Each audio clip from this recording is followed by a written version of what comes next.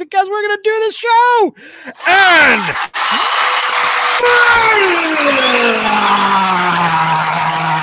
tweet, tweet, gobble, gobble. I don't know why I said that. Last week you said, hey, I want to do like a thing of how many has Shane duplicated himself in the opening over 144 episodes? Probably, but yes, now I would say definitely. I gotta try. I gotta up my game because now I know that you, Dave, I don't care about anyone else, but you're watching. So next week, Shane, just saying, you have to do it shirtless. I'll do it shirtless and I'll lick myself. I again don't know what that means, but it sounds really horrible. We all know what that means, and it scares us. So true.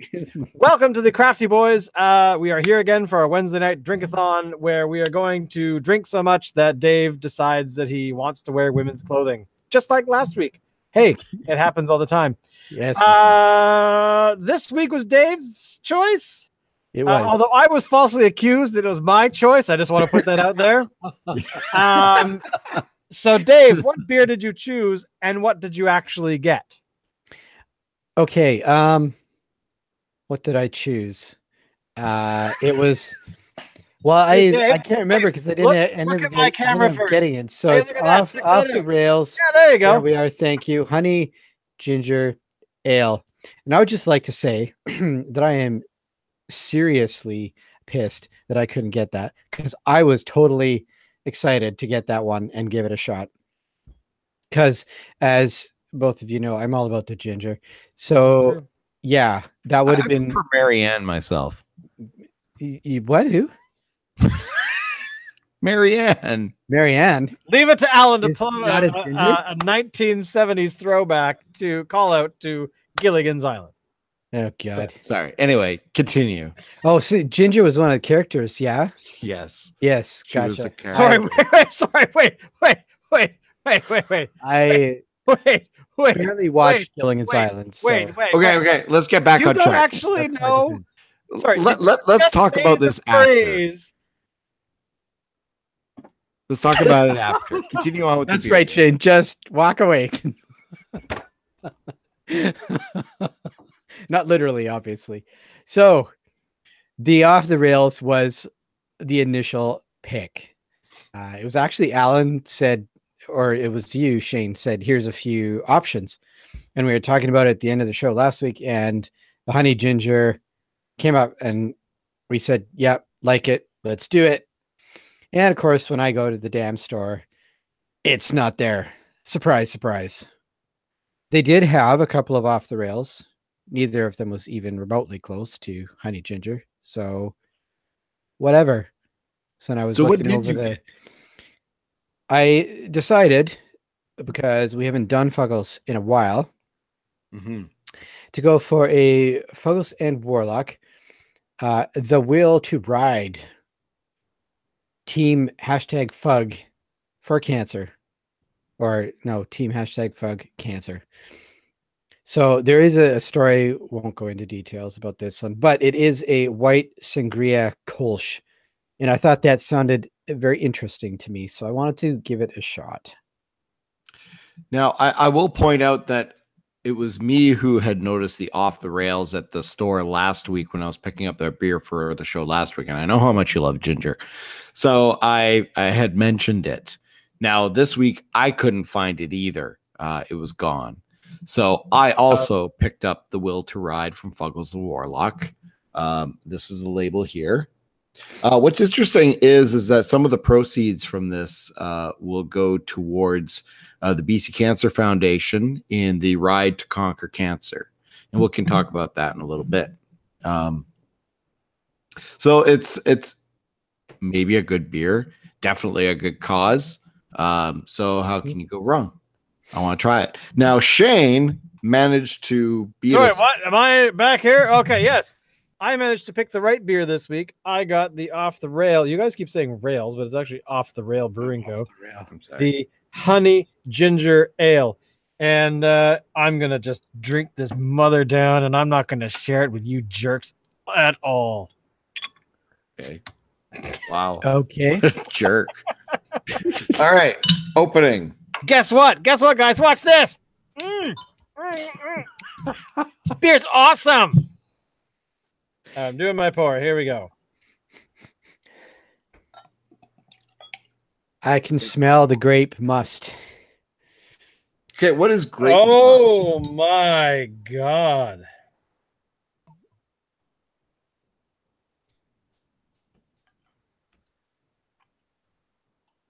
Speak, Shane.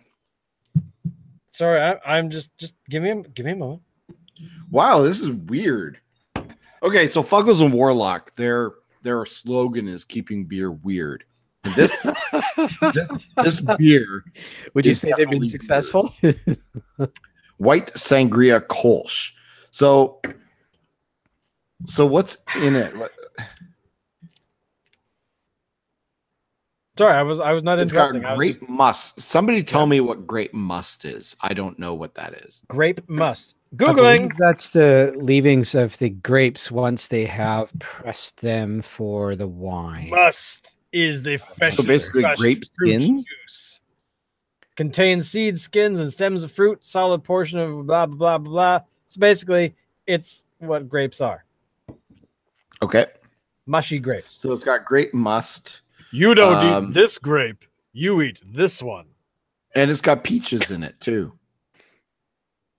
Millions of peaches, peaches for me. Millions of peaches, peaches for free. Are you moving to the country though? No. No? No. The country's for you. So anyway, on the label here, it says supporting a great cause. We have decided to team up for the ride to conquer cancer, benefiting the BC Cancer Foundation. Team Fug Cancer is riding on behalf of those who are battling cancer, those who have battled cancer, and in memory of family or friends we have lost to cancer. The ride is an epic 2-day cycling event that spans 200 kilometers, taking place in August 2018. Partial proceeds of this beer will be donated to the BC Cancer Foundation. For more information, please visit fuggleswarlock.com/fugcancer. Is it backslash or slash? I always get them confused, actually. Probably just slash. Shane? Sure. Okay. Good enough. You put a slashy thingy and Fug Cancer. But I'm kind of liking this. Did you say it's different, Fug? but I like it. Like Dave? Fug? I'm liking it. Absolutely.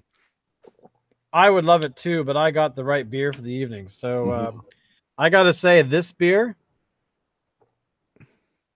Yeah, tell us about it. Now I'm really annoyed that I couldn't get my hands on the damn thing. This is like.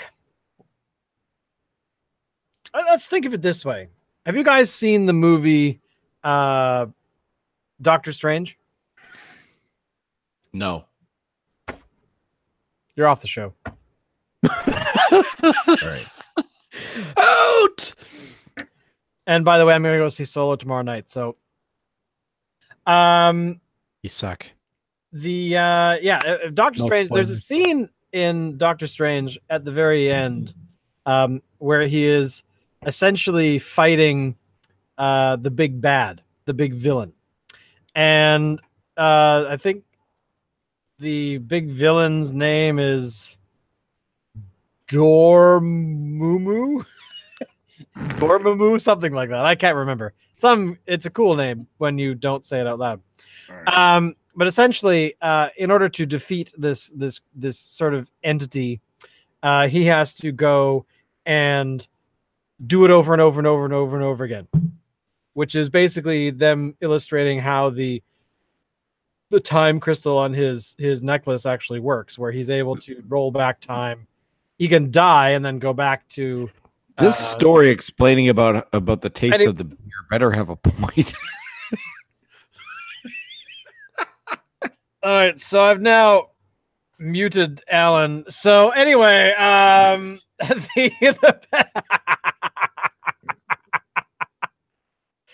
what was that, Alan? Didn't quite. Sorry, what? I can't hear you, man. You're muted. I don't understand. What's going on?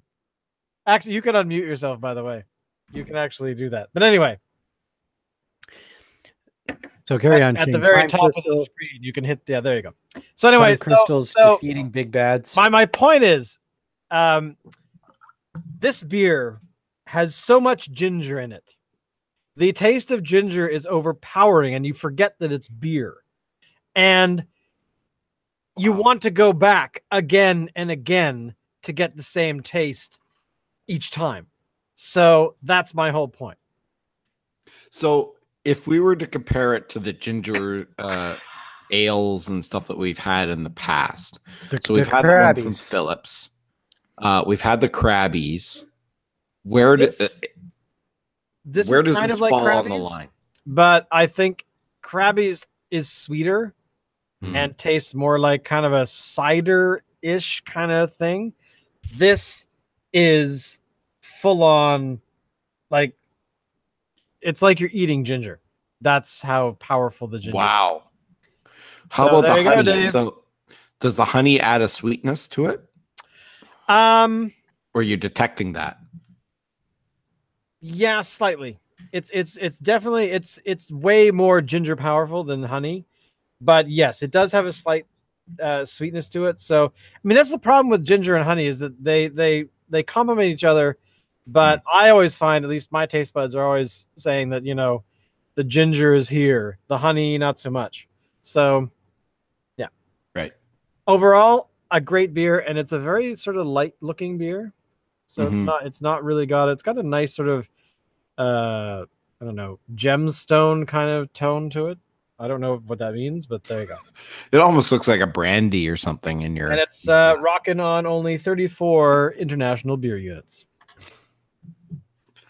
Cool. Oh, so I'm gonna have to get that then. I'm gonna have to find it and I recommend it. Okay. I'm really liking this. The Will to Ride. Dave, what do you think? I am liking.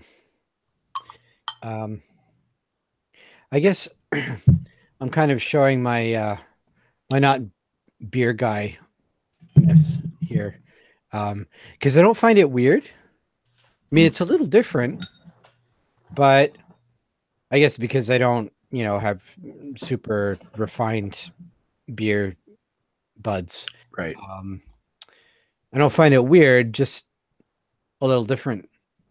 But yeah, I really like it. I think that's a really cool idea, adding that Grape Must and the peaches, you know. And it's not, if you're a beer person that is absolutely like, fucking sweetness never belongs in beer, period, you would still, in theory, enjoy this one, because it doesn't have that that sweetness of the Crabbies that we were just talking about.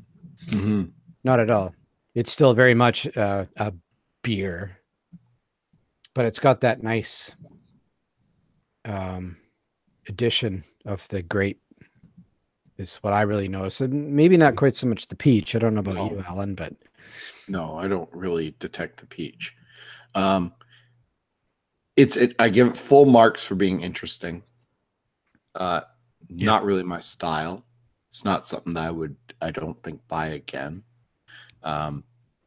If you're into sort of this tastes a lot like a Pilsner to me. It's got this light kind of flavoring to it. It's a little bit more than a Pilsner. You know, I don't think it's not Pilsner at all in style, but it tastes a bit like a Pilsner, and not really my style. And I don't think I would get it again. But full marks to Fuggles and Warlock for trying something different. So good for them. Yes. And the money's going to a good cause. Yeah, that's hard to argue with. Yeah. Ginger is awesome. Okay, so let's get back to the whole Gilligans Island thing. Okay, Dave, you've never watched Gilligans Island? Yes, I have. But you weren't aware that there's characters named Ginger and Marianne? No. No, because I didn't watch it much at all. I would say the only chances I got to see that thing was when I was down visiting in Victoria back in the day. So usually we watched cartoons. So I don't even remember when we would have spotted Gilligan's Island, to be honest, but there you go. So yeah, my exposure to the show was pretty minimal.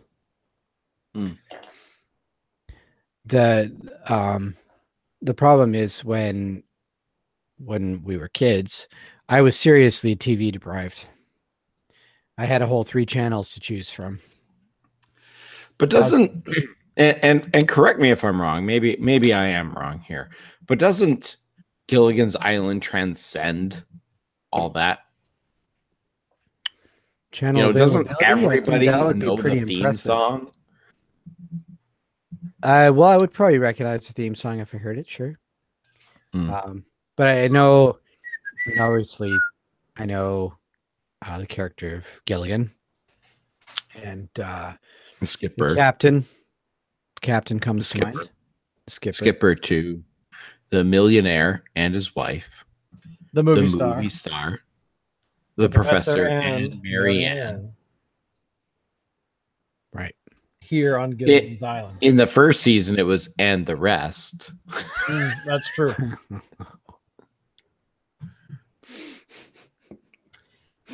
I can't believe that you've never actually seen it. I'm a little surprised. Well, he's seen a couple of episodes. I've seen bits or pieces, and whether I've actually sat through an entire episode, I couldn't honestly tell you. Well, let me educate you on the lore of Gilligan's Island. I mean, I know the story. 3-hour tour. Going to go. They got stranded on an island. Blah blah blah. Yep. Did you know how they got rescued? No. It was a smoke monster. It was a smoke monster. That's right. But the other thing too is that now I'm hooked. I want to watch. It had a bunch of sort of TV movies after the show ended, and it was basically they made a resort on the island. They decided that they would build a resort. They would all return. And they did that 3 or 4 times. I think they were on the Love Boat at some point. I can't remember. Not as their characters, but the actors were all on the Love Boat at one point. So that was kind of. I mean, it has a whole thing. I mean, I think the entire television show of Lost is all about Gilligan's Island. It's Gilligan's Island, but cooler. Now, of course, Alan, you and I already know that there is a very interesting conversation in a film that you and I both like, talking about the whether or not the professor is sexy. Yes. I don't think I'm qualified to answer that. No? Well, I mean, okay, so they have a point, right? I mean, the girls, the guys, they have their choice of Ginger or Mary Ann, like the redhead, buxom, rich, screen queen, or the perky, girl next door type, So meanwhile, Veronica the girls, Betty. Huh? Veronica or Betty? Pretty much, yes. There's also Mrs. Howell there, but she doesn't count. And then the women have like some dweeby klutz, a fat captain, and Mr. Howell's some old codger, and the professor. And they say, the professor's sexy. And it's like, well, no, he's not. He's a nerd because he's a professor. He knows everything. He didn't even actually have a name in the show. That's sexy, professor. I don't know. Whatever. Just a TV show. What? It's not just a TV show. It's a lifestyle. Okay, speaking of old TV shows, I've been watching recently episodes of Monty Python's Flying Circus on Netflix. I saw it was on there. I'm like, holy shit, this is awesome. Yeah. So I've been watching them, and actually, they even had a special.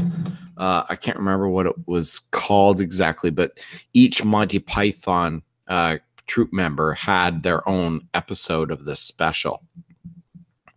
And in the John Cleese one, he was able to mention what his favorite sketch was or something. And the sketch that they profiled was one that actually was never on Monty Python's Flying Circus. And I didn't realize this at the time, but I guess a producer in Germany liked Monty Python and actually brought the cast to West Germany in 1971. And they filmed 2 45-minute episodes of Flying Circus that were meant specifically for a German audience. These were not aired in Britain or anywhere else. And there's a sketch in it, and it's quite a long one, about a 15-minute sketch called The Tale of Happy Valley. And it is hilarious. It's about a kingdom in a place called Happy Valley. Everybody has to be happy all the time. Nothing bad ever happens there because the king went and killed everybody that was miserable. The princess there, Princess Mitzi Gaynor, she was trying to find a prince and brings the prince home to her father, the king, who's busy playing, making his own music on a Hammond electric organ and singing these like the lyrics are just like way out there. It's just making noises, right? And eventually they get married, and the king is doing his musical number, and everybody in the kingdom knows the gibberish words to these songs, so they're all singing in unison. Hilarious. Anyway, I highly recommend it. I'm if gonna you have can find to, it on YouTube or something. I'm gonna have to get in there. Oh, it's not part of the Netflix selection? No, well, it's in that. A part of it is in that special that I was saying about John Cleese. Right. But otherwise, you can find the full 15-minute long sketch on YouTube. Okay. The Tale of Happy Valley. I'm going to have to check that out. Mm-hmm. I noticed they do have their own channel on YouTube, and they've uploaded sketches. Yeah. But I think for the most part, it's kind of the stuff that everybody is already familiar with, you know. Oh, yeah. The gems. But yeah. I was happy, very happy to see the stuff on Netflix. I'm looking forward to watching a bunch of that. Mm-hmm. But what I've actually, in a similar vein, been checking out this show called Superstition. It's a brand new show. What do you think? I don't know. Is it about Stevie Wonder? Well, he's involved. Really? But no, it's not about Stevie Wonder. Oh. No, sorry. I know you're excited for that. You're a huge fan, but no. Huge. Hey, who isn't? What's not to love about Stevie? I guess the way I think about the show at the moment is it is a oh damn it. I can't remember the name of the other show. It's the brothers. It's been on for freaking 1,000 years at this point. Shane, what's the title of that show? Rory Calhoun? It's the brothers. They basically are demon fighting brothers. Supernatural. Oh, Thank you. I've Yes. actually only watched the very first episode of Supernatural. I've never actually watched it. Yeah, I've only watched a couple myself, but it's huge. Like they've been going for 11 or 12 seasons now. It's quite something. Are you serious? Yep. I know. It's big My kid watches that. in Japan. Anyways, so I'm kind of thinking of superstition as a little bit of a treading delicately here, a sort of a black version of supernatural. I mean, obviously not entirely. Black as in darker, or black as in African American? As in African American, which for me is really cool, actually, because for no reason, but I've just not seen a show or a movie, whatever, any media really, that's got a full black cast. So it's pretty neat because it's not just about the fact that it's black actors, which is cool in itself, but I think part of the reason Van Peebles wanted to do this as well was to try and kind of explore black culture a little bit, really, and the roots of black culture, of course. So the magical themes, if you will, tend to come from Africa, Louisiana, Egypt, places like that. And these are all topics that typically don't get any airtime simply because, it's pretty much Caucasian centric, right? So we're always hearing about the Norse myths or Celtic myths, all that kind of stuff that's all tied with the Caucasian European experience, as opposed to the Middle Eastern or African experience. So for that, I think it's pretty cool. I think the writing is maybe a little weak. But I'm enjoying it. I'm still watching it. Good. What do you think, Shane? You've obviously watched at least a bit of it. No, not really. Oh, but you've seen like the thumbnail or something? Yes. So, Shane, I watched the first 2 episodes of Cobra Kai. And like you had suggested. I found them entertaining, interesting. I'm a little bit let down by the fact that, at the end of Karate Kid, Johnny had redeemed himself and gone from the dark side to the good side and congratulated, LaRusso and, handed over the trophy to him. Said, "You're all right, Daniel." And that was all for nothing. Apparently he's not redeemed. He's still the same badass guy that he always was. And I'm a little bit disappointed by that. That for me encompasses frickin' Star Wars right there. How can you invoke Star Wars when you're talking about Karate Kid? Because the theme is the same. The theme is the same. At the end of Jedi, things are looking up, shall we say, for the rebellion. True. And we come back to episode 7. True. And it's all shit. All right. Absolutely all of it. Right? Well, I mean, then of course you have actually, Dave, have you watched Cobra Kai or the first couple episodes? Have not. You should check it out. It is free. The first two but Alan is right. They do kind of gloss over that particular part of it. However, the interesting part is they're really pushing to try and make sure that the switch is made, the flip, where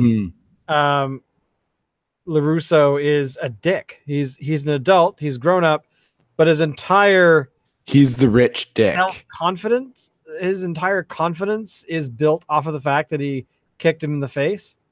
Yeah. 30 years before. So which I kind of like because he's now the villain potentially. And I just like that sort of thing. But you're right, they gloss over that. The juxtaposition is although don't forget at the beginning of Karate Kid 2, they did have that opening scene where he was like kicking Johnny's ass in the parking lot, which could have changed his change of heart a little bit, potentially anyway. So, but I did like the juxtaposition in the movie. LaRusso was the poor kid from Reseda trying to fit in with, like the country club people from wherever they were from. And in this, it's the opposite, where LaRusso is the rich country club kind of person, and Johnny is now the poor bum in Reseda. That part is interesting. I really like that. I did like the 2 episodes, not enough to pay for YouTube Red. So, I'd like to watch the rest of them, but oh well. Yeah, I mean, I think it's I think part of the reason I like it is that I was surprised at how well done it was. Like, it wasn't like, when you've watched like, I don't know, say, a family reunion TV movie of the Partridge Family, or it wasn't like the 7th season of Happy Days, is basically what you're saying. Actually, yeah, you're right. That's exactly what I'm saying. Dave, did you ever watch Happy Days? I did. Finally, at least you watch something. It's totally worth. Hey, man, like I said, 3 frickin' channels.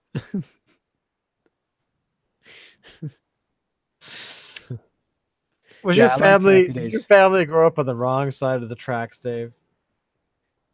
Tracks? Did you grow up on the wrong side? Grew up on the tracks. I was on the tracks. It wasn't actually tracks. We had like a path through the forest made of like turtle shells and death. What?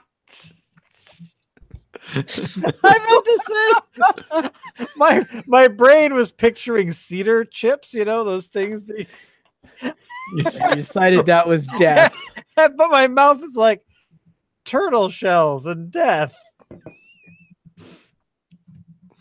What's in this beer? Oh, right, there's booze. Turtle shells and death. I'm never gonna live that one down. So I gotta pour some more beer because I barely had any. Here we go. Oh, smell! Oh my god, Dave, smell the ginger. Oh man, that's wicked. That's amazing. God, it's like ginger mixed with like brown sugar and You need to send us a bottle. Get your own. I'm drinking this one. Get your own sandwich. Although there were only 2 of these bottles there, so yeah. See, when I saw it last week, there was like 1 bottle left on the shelf, and that bottle was gone this week. So yeah. It is. Oh my god, it's so good. Hey, I'd like to also call out Liquor Plus here in on the island. What'd they do? Liquor Plus had this great feature that allowed you to search their stock at various stores for items. They have a new website now that does not include this feature. Oh. So now you don't know where, if something is in stock or where or what. So Liquor Plus, bring that back, because that was kind of useful. I agree, because that's the one thing that's a real drag about finding beer. If it's not at the BC liquor store, I think I've only run into one private liquor store that had its own like online database, which is weird. I called a what is it called? Legacy does, don't they? Depot? Is it Liquor Depot? Actually, well, that's the one I'm thinking of. That's Legacy. But I called a Liquor Depot, I think is what it was called today. It's like a large chain, which I had never. I think I've glanced at their store, but never thought of going in. But it's quite a large chain throughout BC and it Alberta. is. But they still don't have an online database of any kind. They've actually got. I called. I said, "Hey, have you got any Fuggles and Warlock?" They said, "No, we don't." Then there was a pause, and it was like, "Well, wait a second. I've actually seen it in the store," and you can hear him typing away in like whatever he's searching on. And then he goes, "This system sucks. I'm going to go and look." So he actually walked away from the phone to go and look because he's like, this computer system blows. And then I guess he must have gotten busy because someone else came on the phone. And they're like, "Oh, so-and-so is just he's talking to somebody, so I'm going to help." And I said, "I'd like the Fuggles and Warlock." And yeah, he actually said, "Yeah, our computer system sucks." So he went off to look. The second dude went off to look again. And they did actually find a couple of cases that were not on display, but they were in the back near the door to go into the store. So he was like, "Yeah, actually, I saw them this morning," but it wasn't the Fuggles and Warlock you guys picked up. So, but yeah, that's the one thing. Private liquor stores, it's so easy to actually have a database that you can maintain and have access to show people. They just don't do it. So, but what can you do? Maybe private liquor stores, the turnover is just really fast and they don't bother. Yeah. Although I have to admit, every time I've called, no one has ever actually been annoyed to go and look, right? It's like they don't say, "Just come to the store, you jerk." No, I don't want to come to the store. If you don't have what I don't want, or if you don't have what I want, then why would I grace my presence through your archway of awesomeness? So, but yeah, they didn't have it. The BC Liquor Store didn't have any Fuggles, nor did they have the Off the Rail. They have the Off the Rail that I found everywhere is a beer I think we've actually had before. Their India Taj Mahal. The Taj Mahal, yeah, we've had that before. They had every place had that. There was another one, some hop beer, Off the Rail. Sorry, not Off the Wall. Hell was it? Their beer list on their website is. Oh, Cascadia did have a lot of Off the Rail, but they didn't have that particular one that we're sampling tonight. The Comet Launcher. Oh. And the Kama Citra. The Kama Citra is a light session beer. It looks like it is mainly tropical fruit aromas, citra hops. Basically, they're trying to make fruit. And the Comet Launcher is a double IPA. So those are the other two that I saw out there in the wild today. But as for anything else, it was pretty much hit and miss. Yeah, it was kind of a bad week for finding beer. Maybe we're in that transition of, oh my God, summer's almost here. We better get everything out the door. So it's possible. You know what I would love? I would love for Cascadia to have an online inventory. Yes. That would be like my wish list thing. Maybe they'll give that to me for Christmas. Nudge, nudge, wink, wink. You never know. Yeah, I gotta say, BCLC has a pretty big leg up in that department. They do, but they lack in selection. Very much so. Yeah. All right. I give them. Oh my God, that beer is so good. Honey ginger ale. Yes, please. Thank you, Off the Rail. Holy crap. I now for some reason want to eat like chocolate covered churros or something. I don't know if that's a thing, but it sounds really awesome at the moment. I'm really dark today. What is going on with my lamp? So before we close off, I just kind of wanted to shift the discussion a little bit back to beer. How dare you? I found an article on something called draftmag.com. Mixing beer combinations.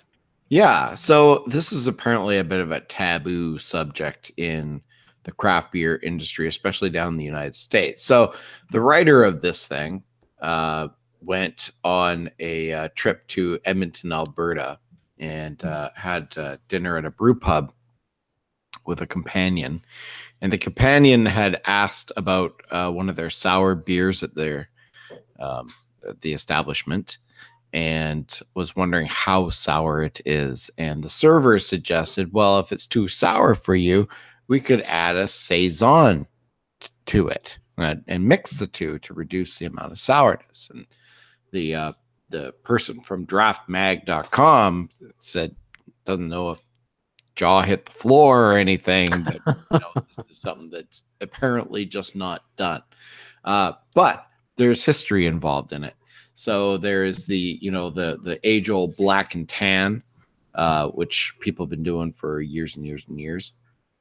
Shane and I tried an experiment one time with using Phillips chocolate porter and mixing it half and half with the thornless blackberry stout from Cannery Brewing, and that was amazing. So what do you guys think about? Huh? That was on the show. Well, no, we didn't actually do it on the show. We had intended to do it on the show, but we didn't. Okay. Because I remember you guys talking about that. Yeah, we did it one time at a party for my 40th, I think. Right. And it was damn good. I want to do it again. So what do you guys think about mixing beers? My absolute favorite that I've ever had, it was called a bruised pear, and I'm trying to find, I can't remember, I'm just looking for the cider that was used, and I think it was Perry's Perry cider, pear cider. Yeah, not important, but essentially the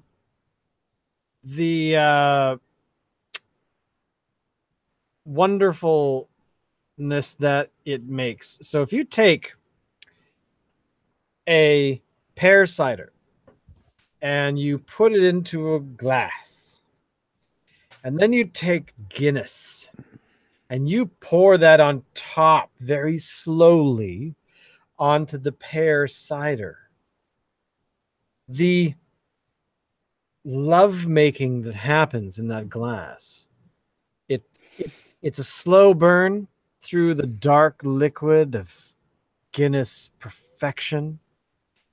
But the moment that it's massaged you and rubbed itself all down your innards and into your gut, you have a refresher. This pear comes in and says, no, you are not going to fall asleep. You are going to love me, and you are going to love me hard. So you finish the bulk of the Guinness, and then the pear like quenches you and moves down and pushes the darkness aside and gives you a very light and bright vision of the future. And then the very last bit, the very last, but that much at the bottom of the glass, it's just a mixture of the two. It's the offspring of the two liquids that you've been enjoying, and it tastes so good. I'm spent. All right. So I don't yes, think either of us can top that. So I'm guilty of that that mixture. It is totally worth it, to the point where we used to only get it at there used to be an English pub not too far from here, and it was great. You could go there, and they had that was their special sort of thing, and it was I think it was like $5 or $4 or whatever it was, and then but it mixed so well with the foods that we normally got. Like we usually would get something sort of like a dry rib kind of thing and stuff like that. But oh my god, man,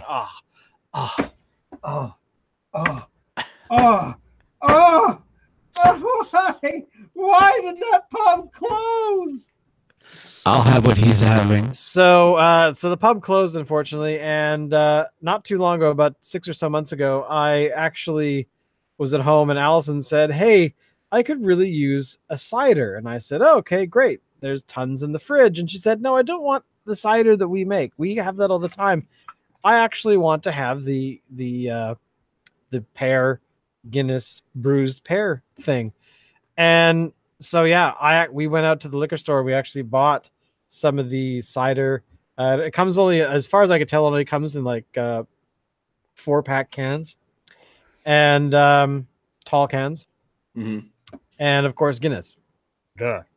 So yeah, we were able to make those for about 3 or 4 days of. Was the pear from what is it, BC Growers or something? No. It's an English. Let me find it here. It's Perry. Is it Perry's? I want to say it's Perry's, but it's not. I don't think it is Perry's. It's like pear cider, England. List of cider brands. Okay, here we go. I'll recognize it when I see it. I hope. I was just curious because I've had some pretty tasty It's not strong BC-based, like Lone Tree. It's good stuff. It's not in this list, but yeah, it's you'll put it this way. Is it the Summersby? It might be. I don't know. I can't remember. Perry's. It's got to be Perry's. That keeps coming to my brain going, it's Perry's. It's probably Perry's. Okay. But yeah, it's totally worth it. I would try it at least once. And if not, then you just have cider and Guinness to drink separately. But it's totally worth it. Really cold too. Make sure it's really cold. Okay. Yeah, that would be my favorite. I don't think that there's any other. I can't think of any other like any other mix that I've ever had that actually worked. I know sometimes I've had black and tans, but with like a lager and a Guinness, but the lager has to be really good.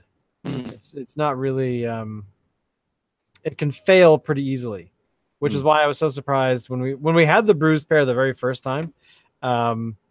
It was like, why have I not had this before? That kind of reaction. So I highly recommend it. But that's my entire story of the wonderfulness that is a bruised pear.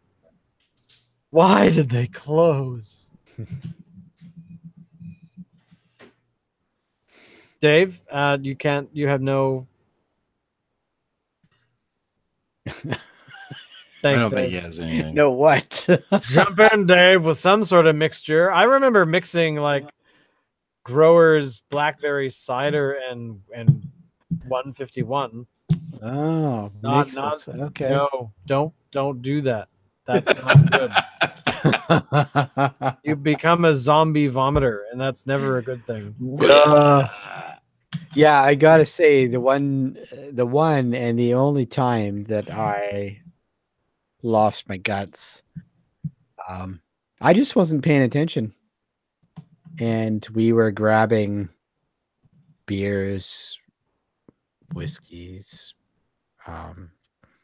God knows what else. I think the last time I mean, thankfully in my history of life, I've only a handful of times maybe have thrown up due to drink. The last time was about, I'll say 10 years ago, roughly, quite a while ago. But it was us at home. We were sitting in the living room. We had people over. We were drinking gin, and different people had brought different gins, and they were mixing it with different things. And it was just one of those things. You're sitting there. People have decided to leave. They've all left. It's late at night. And you kind of go, I have to puke. I'm gonna go puke. I'll be back. And it was that total thing, just like your body's like, yeah, this is coming up, and your brain is like, yeah, that was stupid. Let's get rid of it. You know, it was very sort of clinical. It wasn't like, oh god, oh god. No, it was just like, I'm gonna go puke. And it was funny. I went into the bathroom. I did my sad business, and then I came back out. And Allison's like, not a bad idea. She went there, came back out, sat down. Was like, want to watch a movie? Yeah, okay. Popcorn? Yeah, popcorn. Yeah. Like it was totally just. It was just business. It was kind of like, you know, I've got there's a business transaction that I have to go take care of in the can, and you know that's what I got to do. Now the question is, would Allison have puked if you hadn't? Probably. She's far more readily. It takes a lot to make me puke. I mean, this is the thing: is that it. I'm trying to remember, like back in the day.